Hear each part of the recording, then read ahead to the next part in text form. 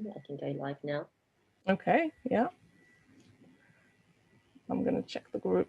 Zoom asks so many questions. Okay. Right. Live on Facebook. It would be a miracle if we start right. Huh? Description on Facebook. Live. What? Just go live. Yeah. Zoom, yeah. Oh, share on my timeline. No, I don't want to share. Don't go live in your timeline. Okay, it's share your group. Yeah. Yeah, group, and then pick the group from the list. Okay. Make sure it's the big group, not the team group. Not the Fuji Films one, is it? Yeah. There we go. Got it. I did go live on my timeline once. Yeah. Okay, right. All right. Oh, it says we're live on Facebook. Let me just double check that we are. I think we are, but you never know. All right. Oh, it says we're live on Facebook. Okay, close that window. I think we are, but it's a bit laggy for me. You need to mute yourself. Hi, everyone. Sorry, we're just sorting out technical. It says we're live on Facebook. You need to close Facebook or something, because otherwise we'll hear ourselves.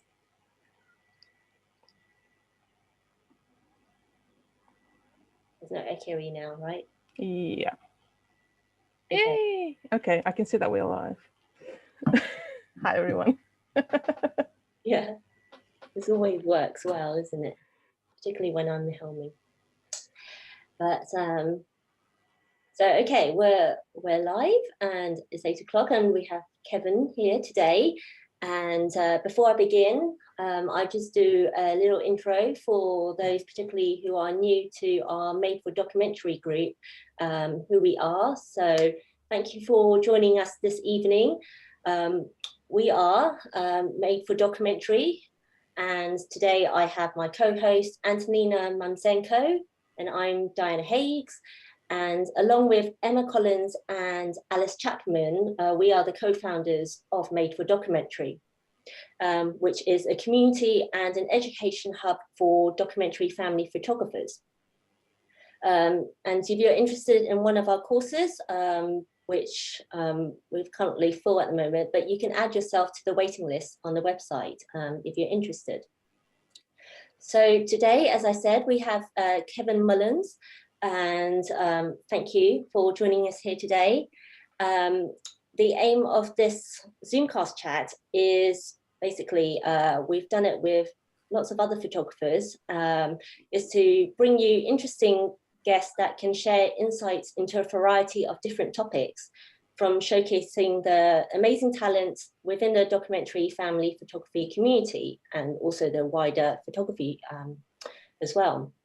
And also we do chat with business experts as well.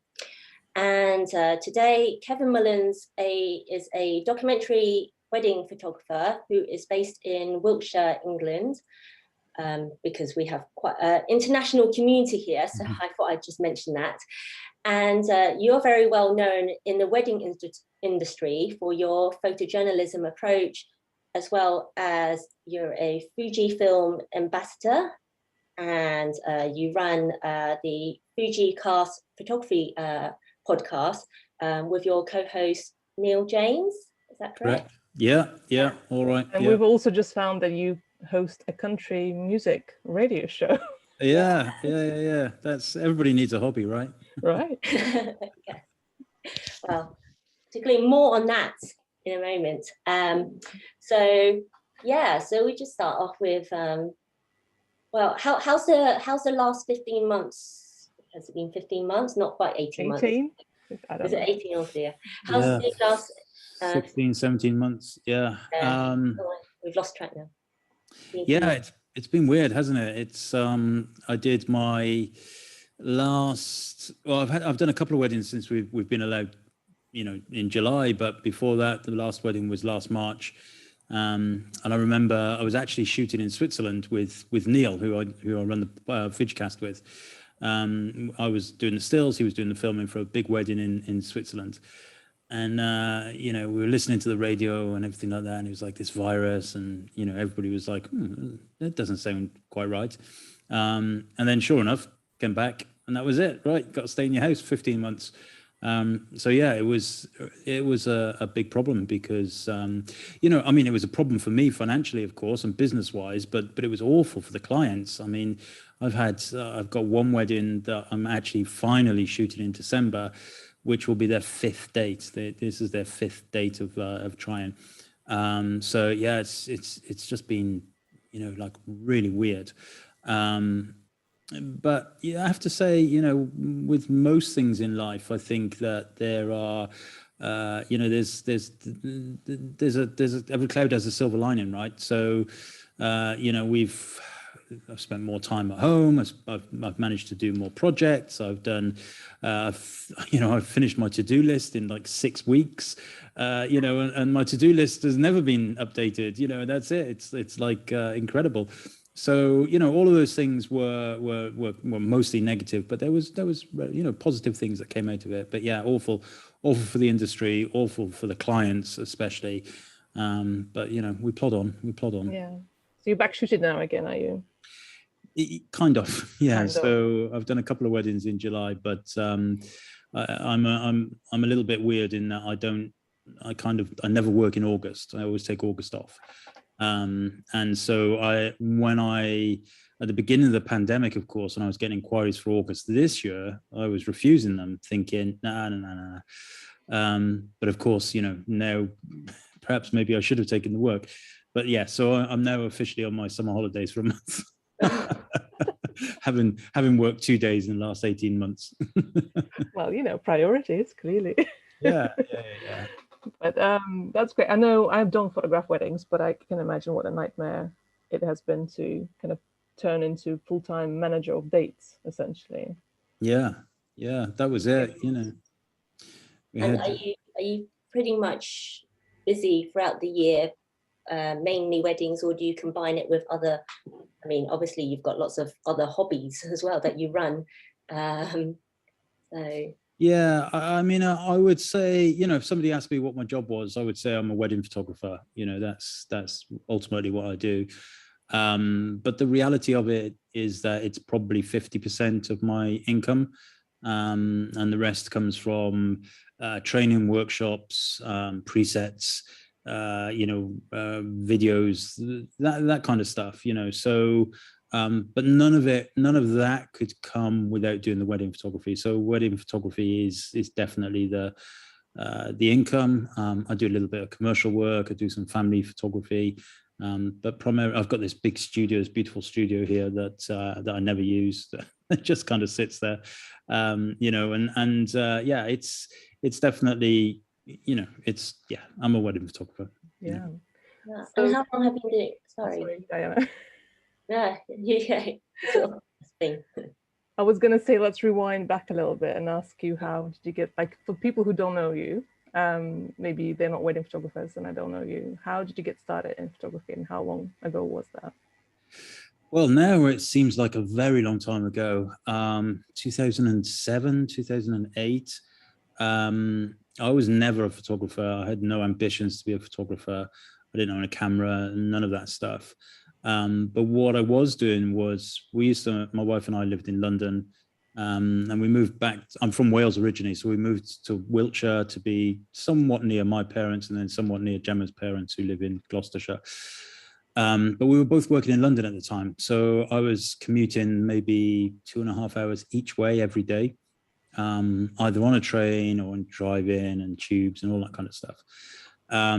And it was hard, you know, it was really hard. And one day I sat down on the tube train, and I picked up one of those free magazines you get, you know, I can't remember what they're called now, but it's like a free tube magazine. I was glancing through it. Somebody had just left it on the seat next to me, and I was just glancing through it, and I opened it at a page, and it was all about weddings, which did not interest me whatsoever. Bearing in mind I was already on my second wife, I was like, I don't need to read this any longer. But what did capture my eye was these beautiful black and white pictures in the corner of this page, and I looked at these pictures and I thought, wow, these are amazing. And so I went home to my wife and I said, I think I'm going to try and become a wedding photographer. And she was very much, well, yeah, okay. No, you aren't. You're not going to, it's not going to work. It's never going to work. And that was it. And I basically did, and gave up the day job and just kind of cracked on with it. In those days, it was a lot easier, I think, than it is now to get a foothold in the industry. But yeah, it was really about having a much better work-life balance rather than anything else. So that's really interesting how it introduced, because I think that's the first time I've ever heard someone just say, oh, they just picked up a magazine that someone had left and got inspired. But I always thought, I know that your style is very much black and white photography as well as documentary. Did it all start from there, or did you gradually find your way into both? Yeah, it kind of started from there, I suppose. I think, I often joke that it's a good job I didn't open up the page on like a chiropodist or something like that, because we'd now be talking about feet. But the black and white stuff. And the more I thought about photography and I went home and I looked on the internet and I typed in wedding photography. And I was really drawn to the candid nature pictures and the black and white especially. And then when I really thought about it, when I was a kid and I would look at the Sunday Times magazine and all that kind of stuff, it was always the photo stories that I was drawn to, nothing else really, and not because I thought they were great pictures or anything. They were, I didn't know, but that just was what I was drawn to. So I think it made sense for me to see those pictures and think, wow, you can be a wedding photographer, but not, not your traditional kind of lots of group shots, standing on a stepladder, telling people what to do type wedding photographer. And that really kind of excited me at the time, because I figured, much like most people who start off in the wedding photography industry think, oh, you just work on Saturdays, that's great, you get the rest of the week off. Of course, that's not the truth of it. But that's really what I thought, and so I thought, well, yeah, that's what I'm going to do, and it saved our sanity, I think, because suddenly I went from doing that 5-hour commute to doing no commute, but then that introduced its own problems in terms of weddings and Saturdays, weekends, all of that kind of stuff that you kind of knew was going to happen, but not quite the extent of it, I guess, right? Yeah, exactly. You just have no real idea. And, I think that what happened to me in the first year, well, I should say the second year. So I kind of started in the middle of one year, and then the first full year I had 69 weddings on the books. Which is like way That's insane. Way too many. That's yeah. So I'd given up this kind of stressful midweek life for this ridiculously stressful weekend life. So there was a lot of readjusting happened after that first year, but ultimately it's been a great thing. Yeah. I find it interesting that you mentioned that you thought of wedding photography as you kind of line up people and photograph them. And when I picked up my camera, that's my impression of what photography was in general. I thought I'd never photograph people ever, because my picture of a photographer was someone who shouts at people and lines them up and takes pictures.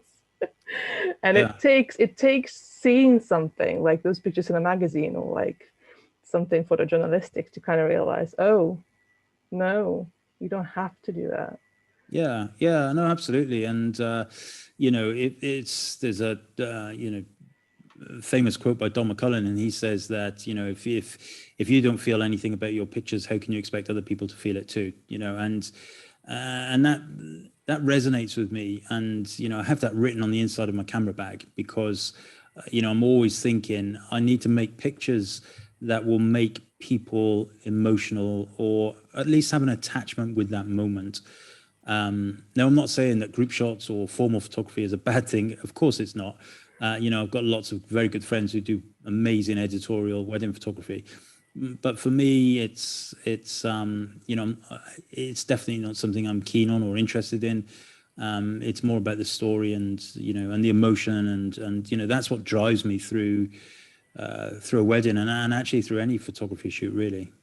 So I was going to ask, well, actually 2 questions, but firstly, the question was that when you first started then to go straight into, or to identify that's what you're passionate about, or that's what you're drawn to, and presumably you started off immediately into that sort of more capturing more of a storytelling and documentary approach, is that that must have been quite sort of seen as niche at the time. I don't know. I mean, I do wedding photography as well, documentary wedding photography, but I'm, you know, haven't been going it for as long as you, and that's still fairly new at the time, wasn't it? How was that accepted? And then yeah, it was very new, and that's why I said earlier that it was actually relatively easy in those days to kind of get on the ladder. There was very few people doing, you know, what I would class as authentic, kind of candid wedding photography. You had people like Jeff Askoff, who was a huge inspiration for me. But there was so few of them that it was actually kind of very much seen as the I don't know, as the, you know, the kind of cheap end, if you like, the, you know, the traditional wedding photographers, certainly the big names at the time, dismissed documentary wedding photography. You know, I had some all kinds of run-ins with people when I first started doing my SWPP talks and things like that, and you know, it was very much seen as that's not real photography. It's, you know, unless you can pose, or unless you know where to put the bride's hands, or the bouquet, or, you know, all of that kind of stuff. And actually, quite a few of those people who had that opinion in those days now shoot mostly candid photography, you know. So whether that's because the market's changed, or whether that's because their opinion has changed, who knows. But yeah, absolutely. Back in the beginning, there was fewer wedding photographers off the bat. Straight away, there was less wedding photographers, and actually also in that time there was more weddings. You know, it's a supply and demand thing. In, you know, in that time of the early, whatever it was, 2008, 2007, more people getting married then than they are now, and there was less wedding photographers then than there are now. So, you know, the supply and demand just indicates that you're going to get more bookings, and of course that's changed a great deal over the time. Not necessarily for the worse. I don't think that necessarily having more people in the industry is a bad thing, but I do think that people have been able to forge a style, forge an opinion, and you know, I feel like I definitely turned my back on the industry at the beginning, in terms of, I don't know these people. You know, they seem to think they're rock stars. I don't know who the hell they are. Why are they telling me how I should photograph a wedding? You know, I don't care. I'm just going to do it as I marketed myself. You know, and there was a lot of that going on. There was a lot of that, and yeah. So my first wedding, though, I have to say, I went to it. You know, they got in touch with me via my website. Can you do a wedding? I was like, yeah, okay. I was terrified. Turned up, and you know, I did these meetings. I did all the things that I just like tell people not to do now. Have all these hundreds of meetings, and you know, pre-wedding shoots and all these things. And you know, I kept saying to them, you know, I'm a documentary photographer. You know, they're like, yeah, we love all that stuff. We love all that. So I turned up, and it was great. The wedding was great. The pictures were, you know, pretty average at best, but they liked them. And then as I packed my camera bag up at the end, it was like, I don't know, I remember it was the day before my birthday. It was 9th of August, and it must have been 9:30 at night, because I look at these pictures now. I show them at my workshops, and it's pitch black outside. So you know, it's August, and it's dark outside, so it's late. And I put my camera bag away. I put my cameras away. I was just kind of saying to the bride and groom, right, I'm off now. And they were like, what about the group shots? And so we then ended up doing 41 group shots in the corner. Right, in pitch dark. In the corner of this room, yeah, and it was dreadful. And you know, and I went home to my wife and I was like, I think you were right. I made a terrible mistake. But you know, we sat down and we figured it out. My wife and I figured it out, and you know, we just kind of thought, well, you know, do it on your own terms, because that's the whole point of changing career really, and changing everything, is to do it on your own terms. If it doesn't work, it doesn't work. But you can only do, you know, what you want to do. There's absolutely no point in spending a Saturday at some stranger's wedding and not enjoying it. You know, there's zero point in that whatsoever. Yeah. So do you do group shots now in the dark at night, or do you just say straight out? No, I don't do any in the dark at night, that's for sure. But yeah, I mean, I still do. So I would say 50% of my clients have an element of kind of group shots. And so the way that I kind of try and mitigate it is my website is it's geared up to attract people, but it's also geared up to push people away. So when they press that contact me button, they can't not really understand the style that they're buying into. And then on the, you know, I'll speak to them obviously. And then on the pre-wedding questionnaire, I give them an option for group shots, but I only give them space for 3. And I take the Twitter approach. So each of those only has 140, each of those boxes has 140 characters. So they can't type any more than that. So yeah, it seems to work. And I would say about 50% of my clients have none at all, which is brilliant, you know.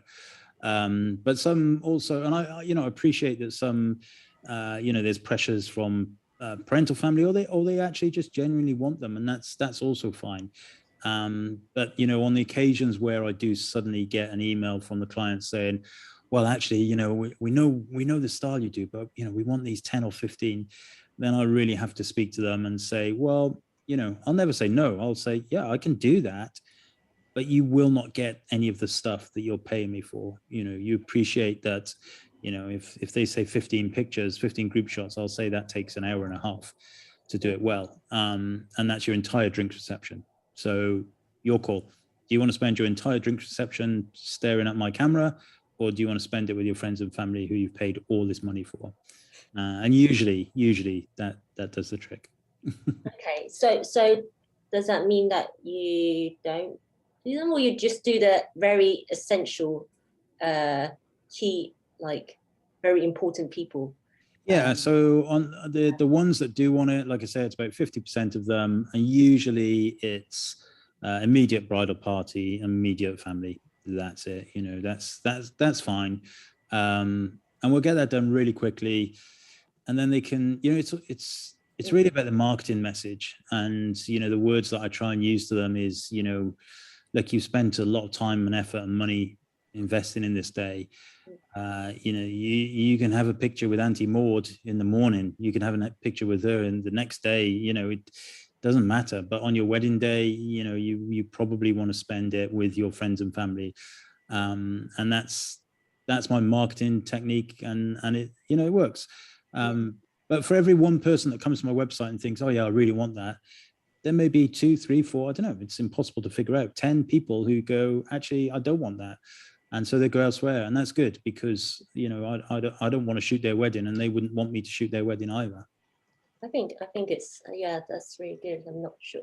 I think maybe I've heard that from you, and I've learned that as well, is that it's okay to be a bit more, not, I mean, you didn't say this, but picky, kind of know who your clients are to work with, because then you're working with the right clients, they understand, and you're producing your best photos for them. And yeah, it's about spending that time, because like you said, it's feeling the memories from your photographs, and rather than something that you've sort of purposely put them into, they've you know, it's mainly the natural moments that occur that yeah, that's you will remember and you will feel from the photographs. Yeah. We're going to show some of your images fairly soon, but yeah, I mean, I just want to mention that I remember I've been to your ex-wedding conference and heard you talk before, and you mentioned about one of the things that stuck with me was that photographing the humanity in the moment.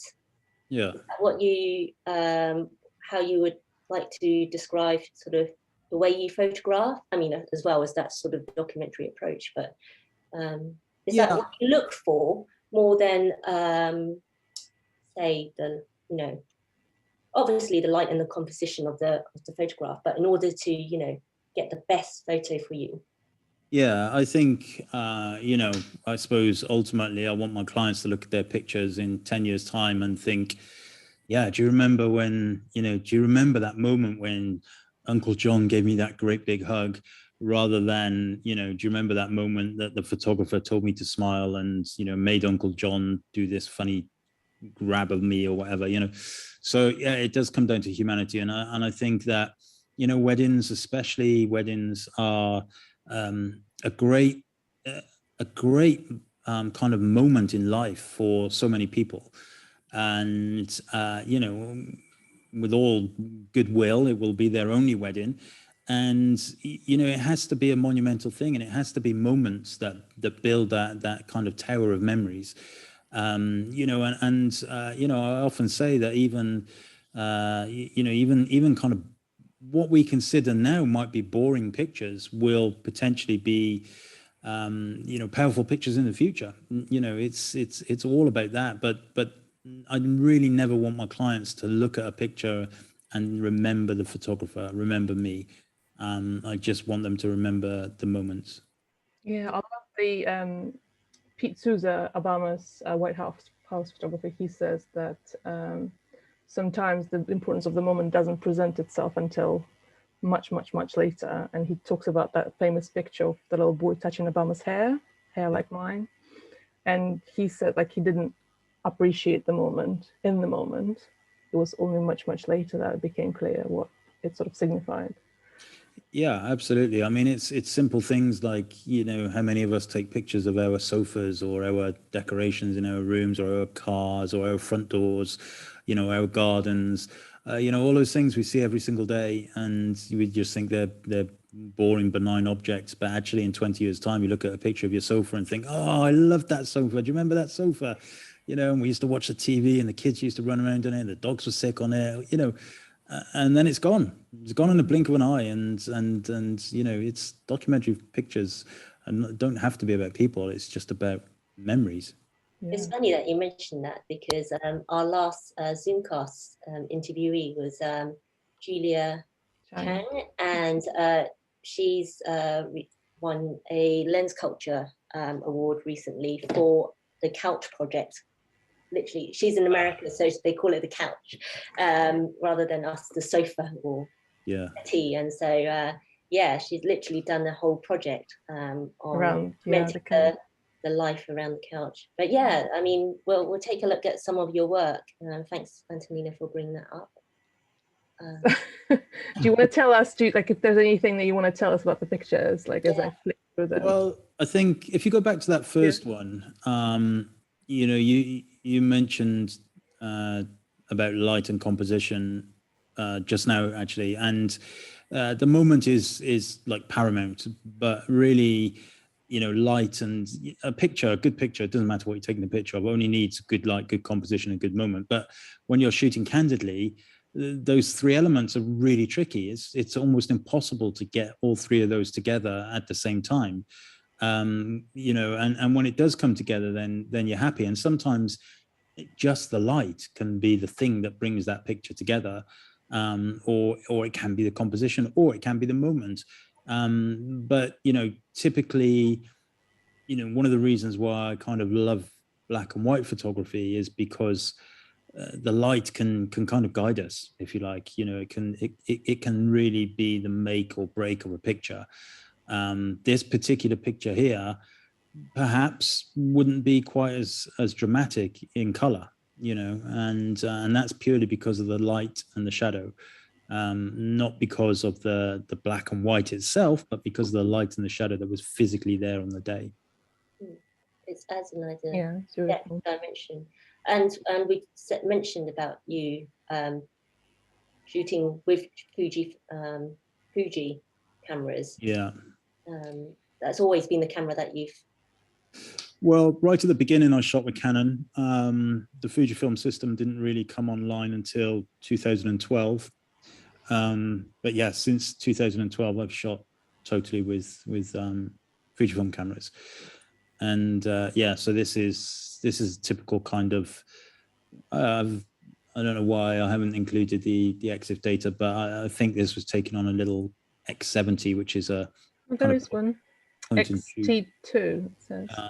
Oh yeah, it's XT2. Oh, there you go. So XT2 is an older camera with a little kind of flip down screen. And, I like this kind of in the morning, the stuff that the bride will never see is the prep that's going on behind, and then, she's going to come down and looking beautiful and glorious. And all of the people who've been putting the effort in will be sat in their cars exhausted.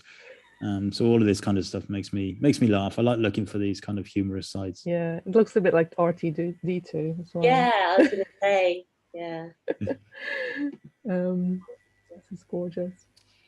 Yeah, so this is an old picture now. This was, if you look at the date, 2015. So this is with the X100T, which is a little kind of compact camera.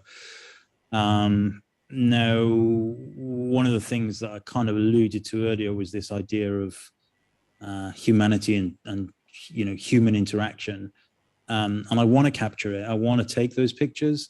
But the absolute worst thing for me is if these moments disintegrate because of my presence. So, in this case, I kind of went relatively close, 1 shot, 2 shots, maybe 3 max, and then moved away and let them carry on. So I never want that lady to look at me and then think, oh, the photographer's there, so I'm going to smile, or I'm going to say to him, don't take my picture, or whatever. Because that moment there where they're embracing is insanely important. And if that evaporates just because I'm there going click, click, click, click, click, click, click, click, click, then that's heartbreaking. And, I see sometimes, photographers that shoot thousands and thousands and thousands and thousands of frames. And that's fine if your clients are expecting it. But these kind of moments, if you're stood there, firing pictures at them, these moments will disappear in an instant. And what they will remember when they see these pictures is, oh yeah, do you remember when that photographer was paparazziing us?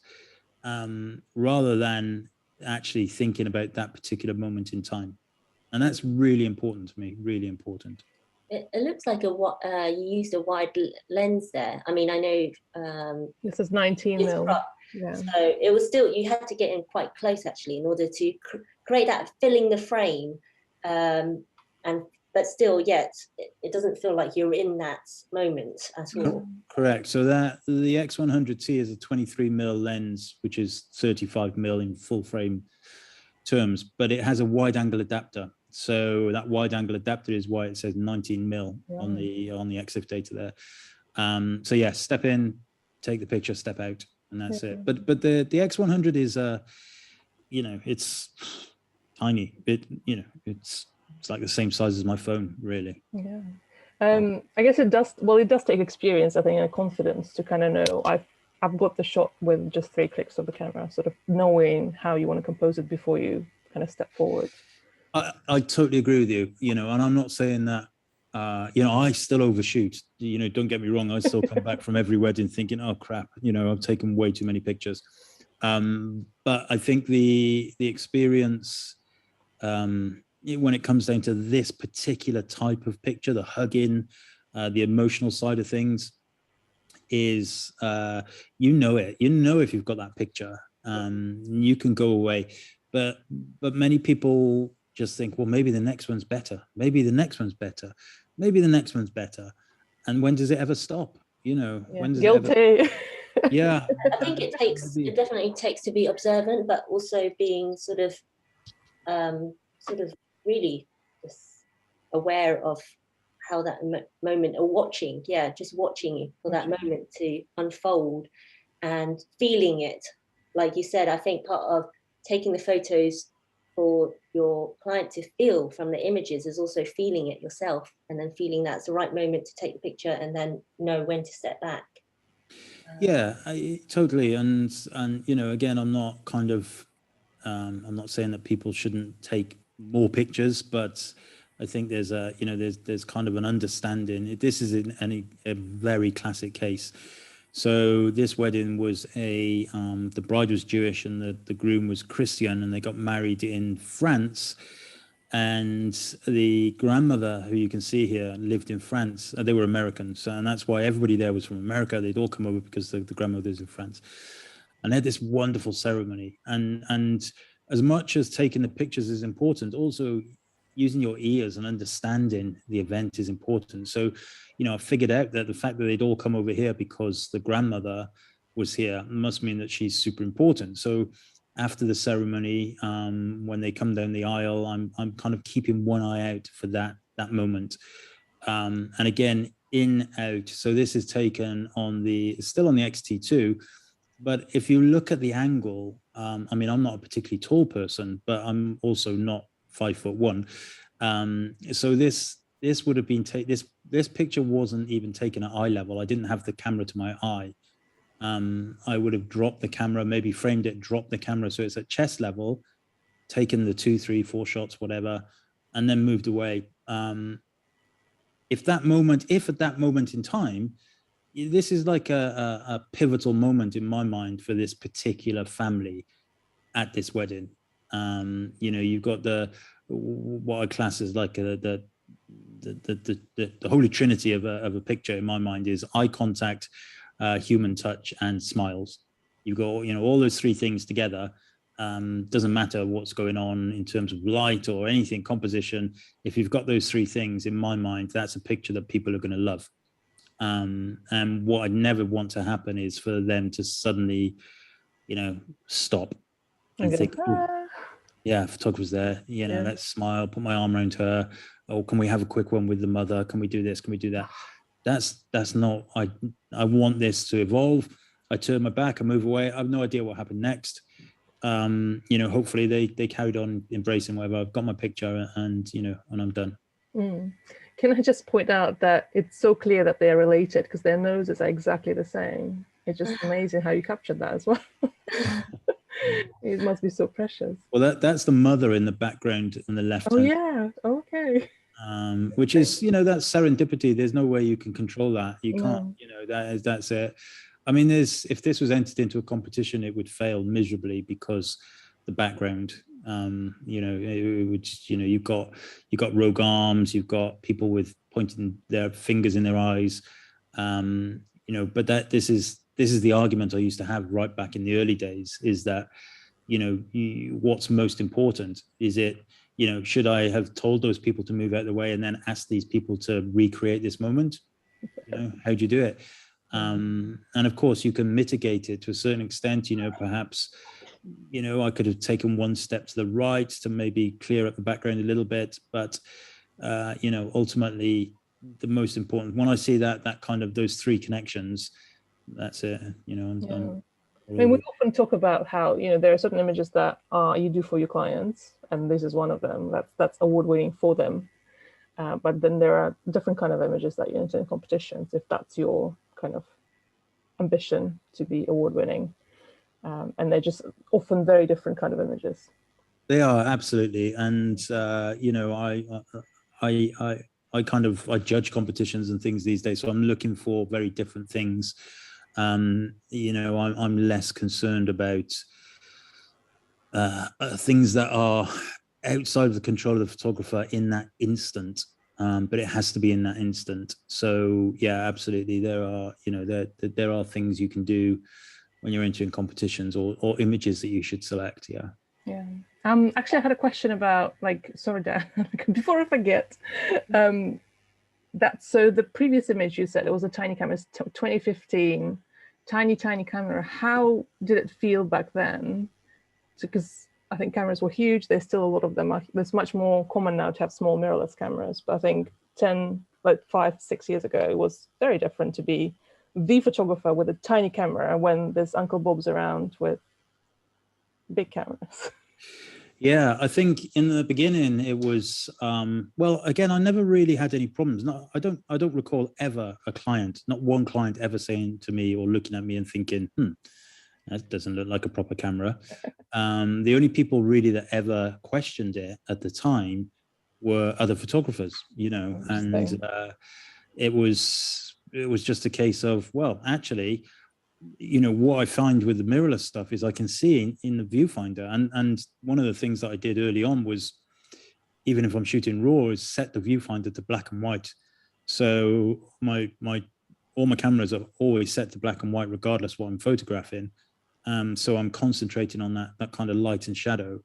The RAW files obviously will be in color, but it's the ability to be able to do that. It was mind bending for me, and I quickly actually, which again is something that kind of people, purists might kind of tut at, is, but I quickly moved away from shooting manually to I went to aperture priority, and now in many cases I'll just use P mode.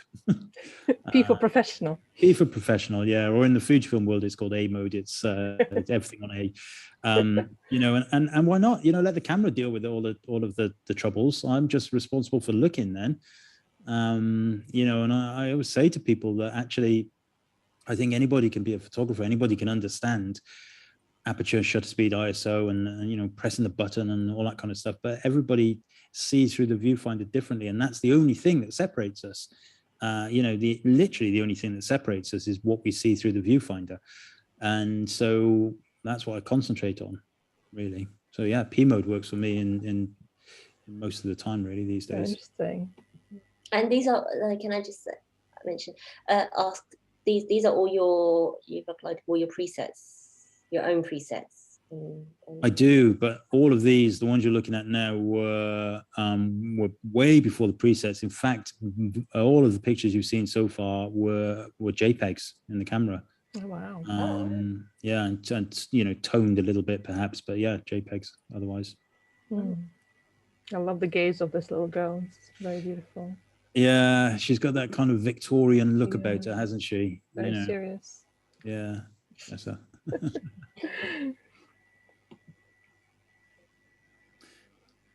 Yeah, so this is the X70. So the X70 is what I use a lot for street photography, and literally it's a tiny little camera. Unfortunately, you can't find them these days. Very hard to get hold of. But again, if you look at the angle, it's way down low. That camera is, in fact, the X70 doesn't even have a viewfinder, so you can't look through a viewfinder. But I love getting in close, and people think I'm just looking at my mobile phone, but it's a camera.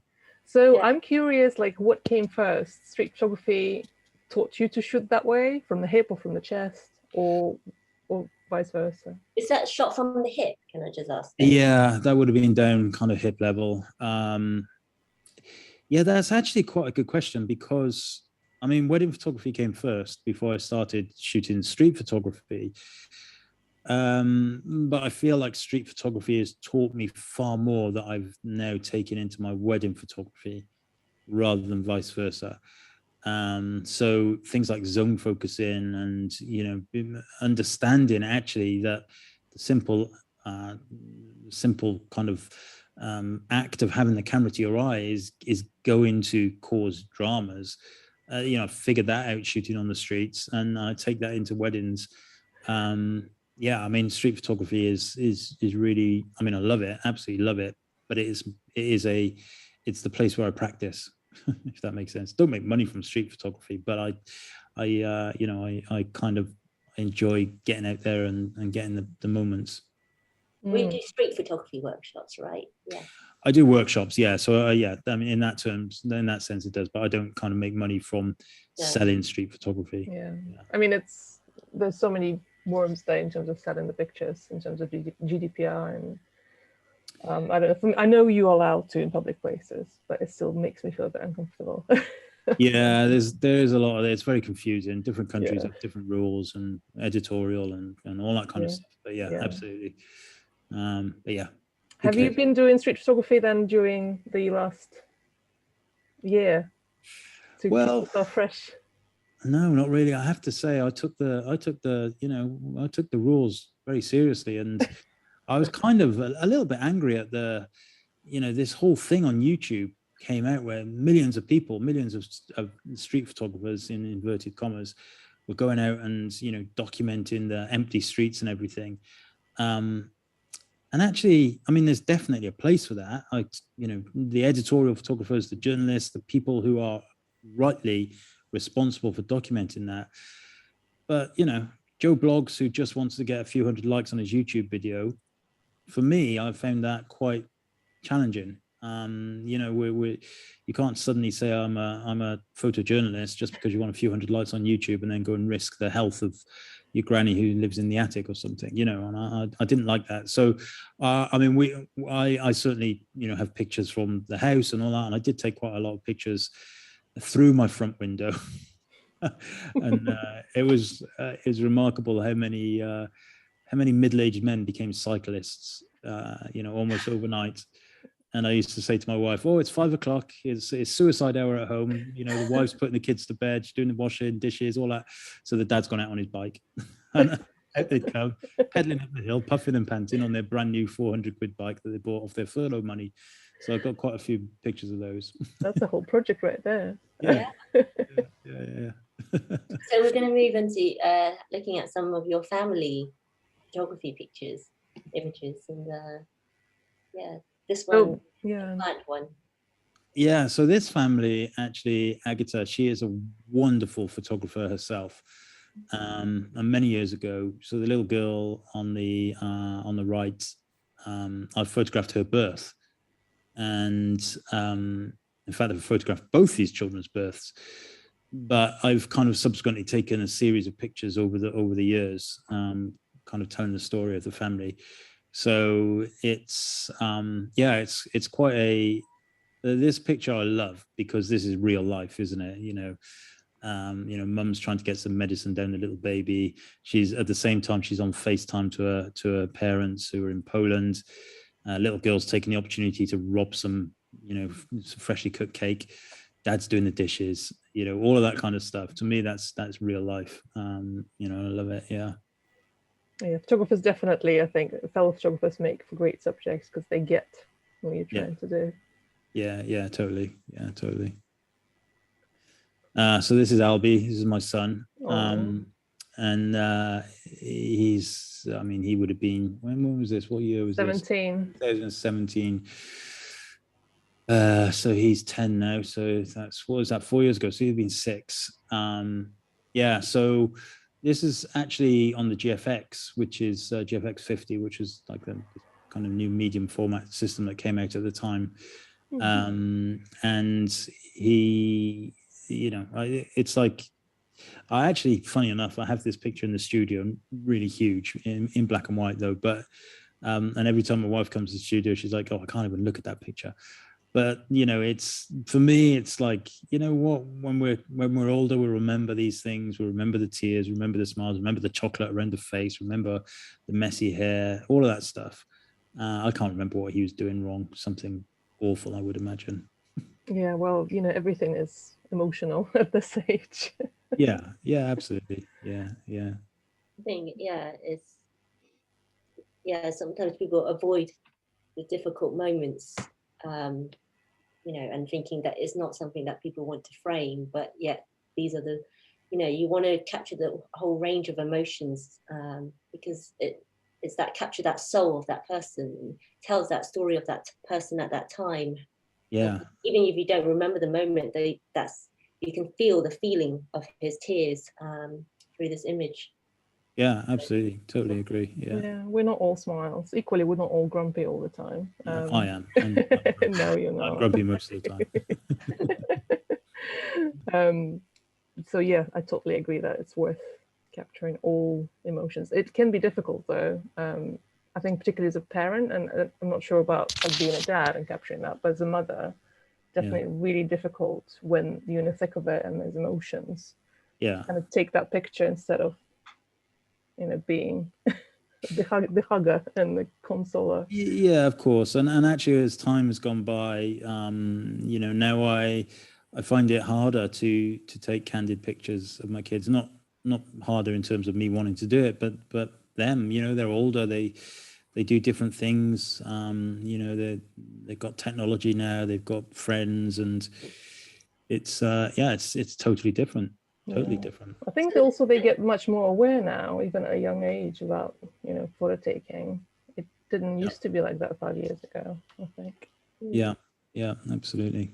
So do you do, well, I mean, say you are a wedding photographer, do you do quite a bit of family, or have you found that you've switched slightly during the pandemic, or, during the lockdowns, or yeah, kind of workers?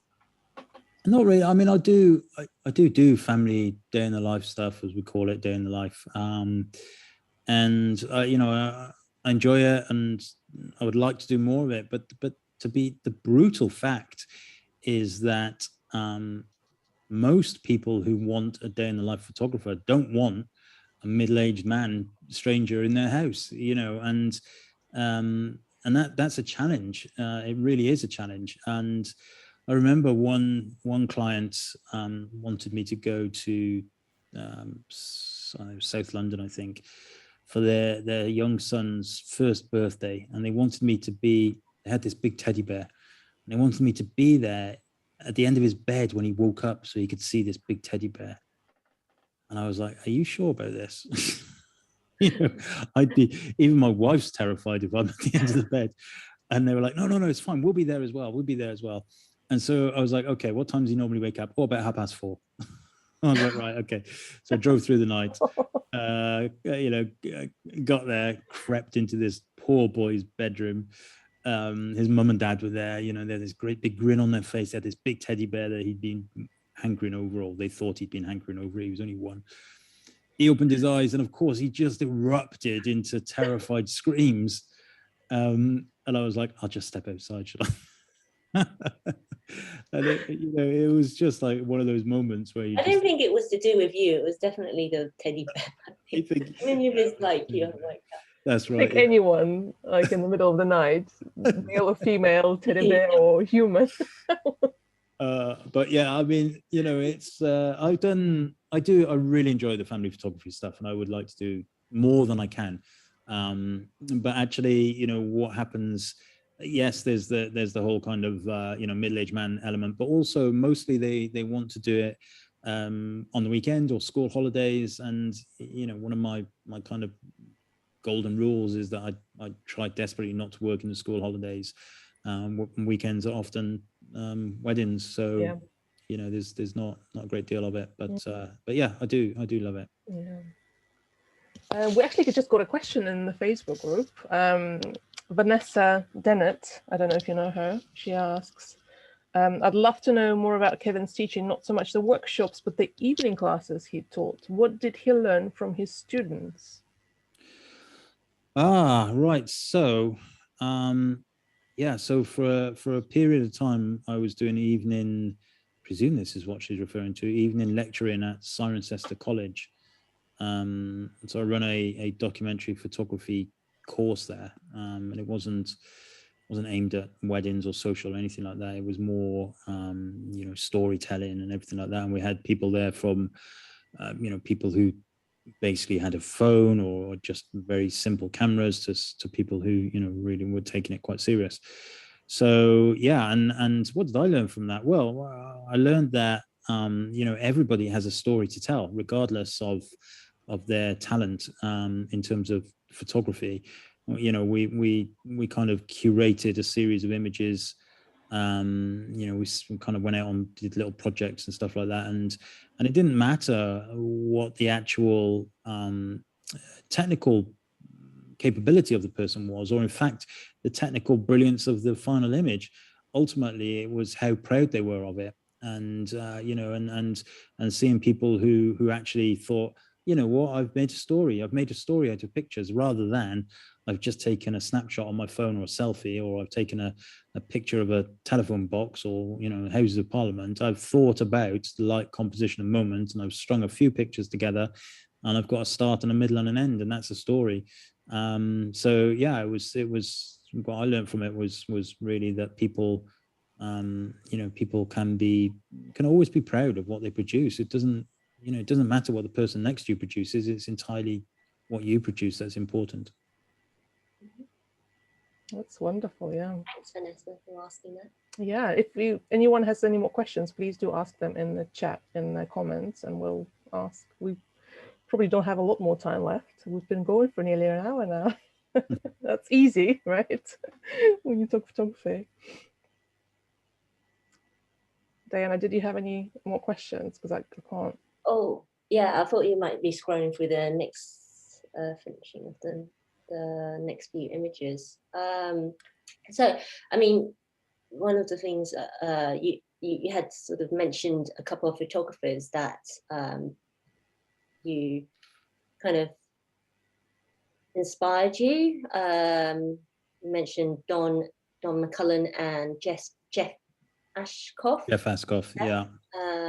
Were there anyone else? And also, what, apart from what they said in particular, but also the way, their style, or yeah, I think you know, like I said at the beginning, I never really had any idea about photography or photographers, but I soon kind of got into it. And one of the people that was like highly influential to me, who's dead by the time that I started shooting, was James Revilius. So James Revilius was a documentary photographer, born and bred in London, but him and his wife moved to Devon. And he just took it upon himself to document this local village they lived in. And there's been BBC documentaries and books about him, but it's not purely candid. You know, a lot of these are portraits, but they're contextual portraits. But it's just life in this little village, and you can see the soul, you can see the characters, you can see the heart of these people. And I was greatly inspired by him. And in fact, one year I was writing for Professional Photographer magazine, and they sent me to interview his wife. And it was like, for me, this was like the greatest thing on earth. And so I went to their little cottage, and of course he'd passed away years before, but I went in and all of his prints were on the floor, his cameras were there.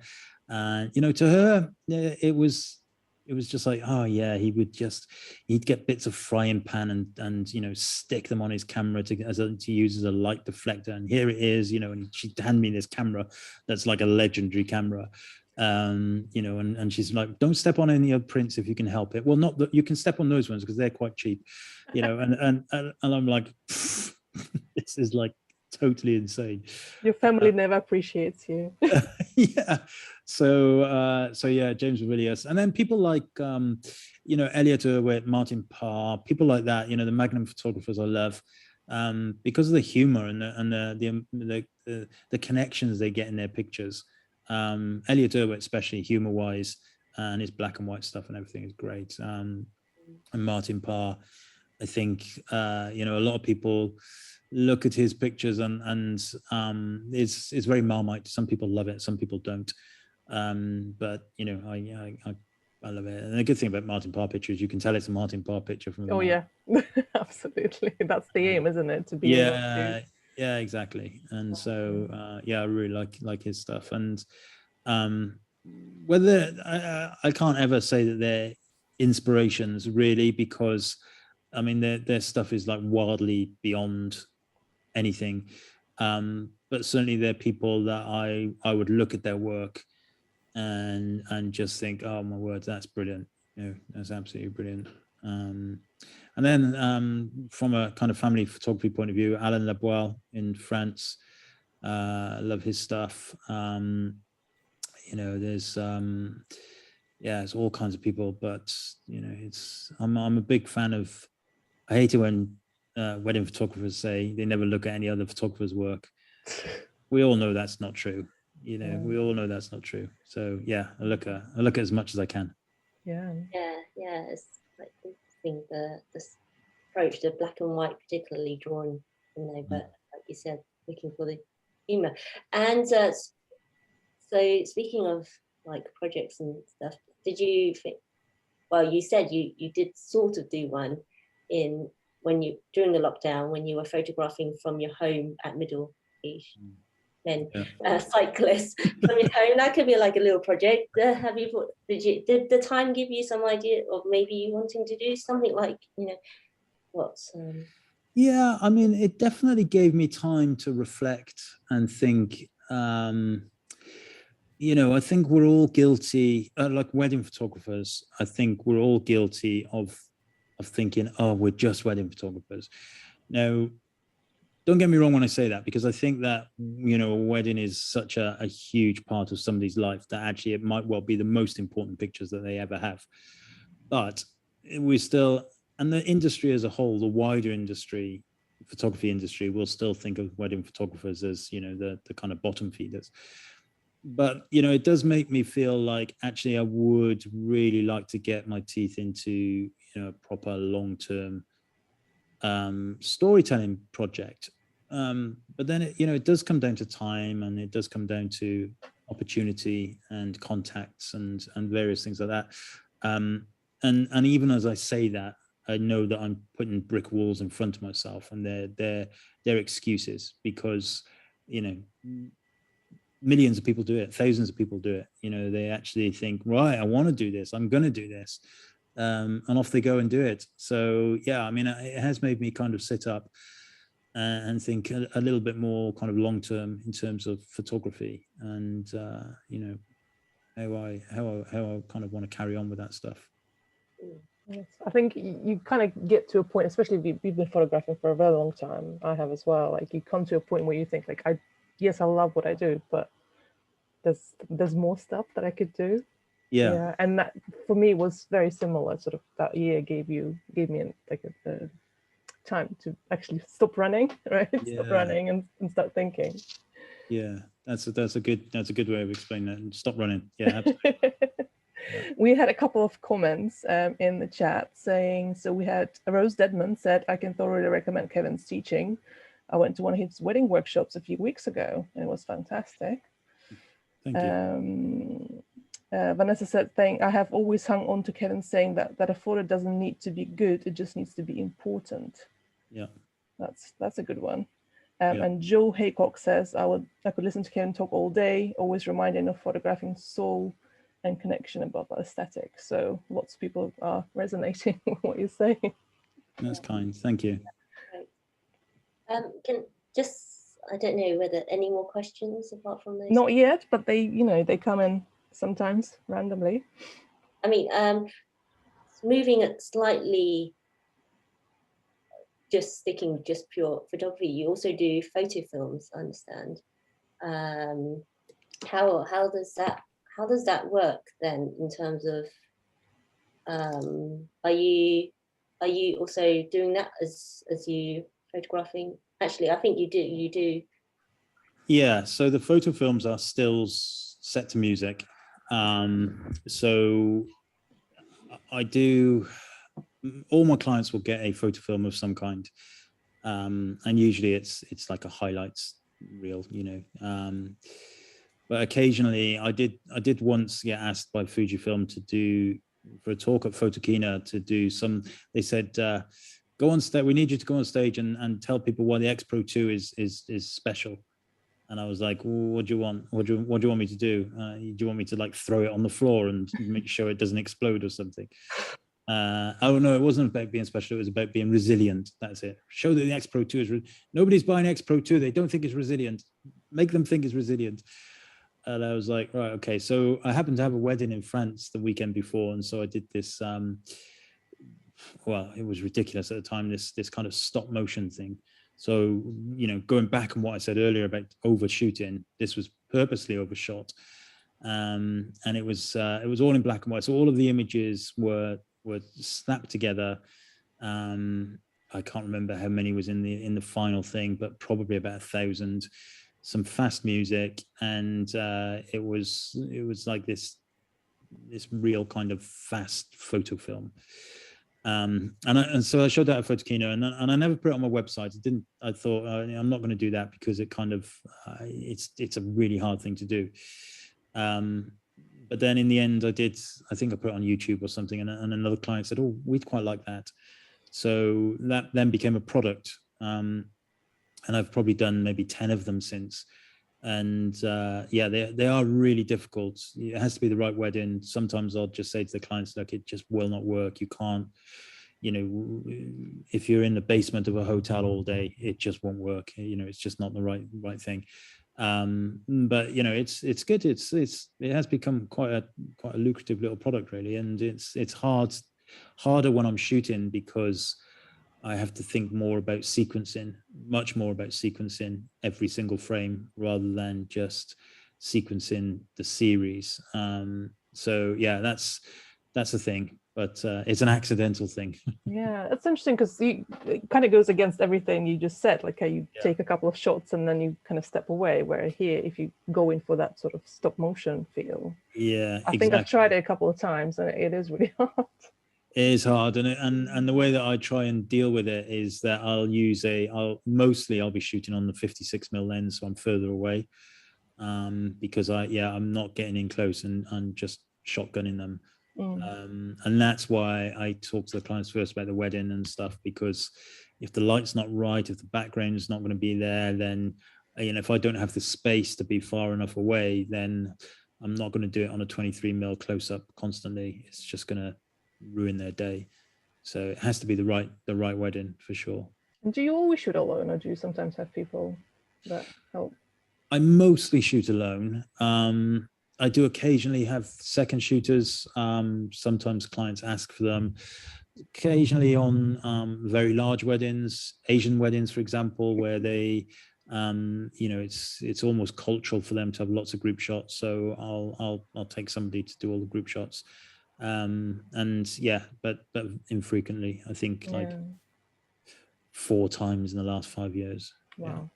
Yeah. I was thinking like a second photographer could do that, but yeah, I like that approach. I was a second photographer and hate being yes, I did briefly shoot weddings, and that's exactly what I was considering. To find someone to just do group shots. Yeah, absolutely. Boring part. Right. I don't think we have any more questions from the group. Diana, I think maybe we can wrap up unless you have. Almost just over. Yeah, just over an hour. Thank you so much, Kevin, for coming on. Are you going to be at the photography show this September? I am, I think. Because of all of the rearranged weddings, I do have a weird wedding on the Monday. Well, the wedding won't be weird, but it's a weird day. So I have a wedding on the Monday. So I think I'm there on the Saturday and Sunday. Yeah. Okay. I think we're there on the Monday. Typical. We'll miss you. Yeah. But just before we go, maybe let people know how they can find you. So kevinmullinsphotography.co.uk is my wedding website. If you're into Fujifilm stuff, f16.click is my Fujifilm stuff. kevinmullinsworkshops.co.uk for workshops and presets. Fujicast podcast, which I run with Neil. You can find that on Spotify and iTunes and all that kind of stuff. And if you like country music, you can find my radio show on Mixcloud. That's brilliant. Thank you so much. So Diana, maybe you stop the live and then we'll stop recording. Yeah. If I can figure it out.